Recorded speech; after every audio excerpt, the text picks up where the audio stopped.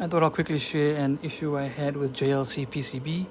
We ordered a board, got it back with some DNP components. This R20 shouldn't have been there, and they decided to replace the switch that we originally wanted, which was a lower form factor one, with a longer version because it fit on the board, and hey, why not?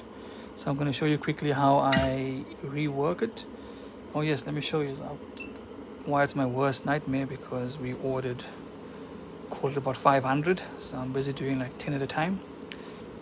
And yeah, using my hot air station, I gotta go now and rework 500 boards. Process doesn't take long. It takes about, I would say, a minute or two, but if you times that by 500, it ends up being a couple hours, if not my whole weekend gone. There we go, R20 off. And for the switch, very similar thing. Heat up the board, heat up the one side, heat up the other side, grab the component, tilt it a bit to try to break that side off. There we go, and the switch is off. I will then come in with a soldering iron.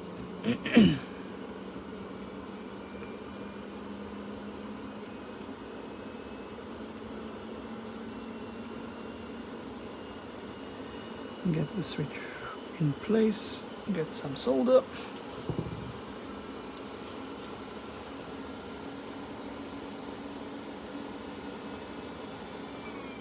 Get the first pin, get the second pin, get the third pin, get the fourth pin, and yeah, one down, 499 to go.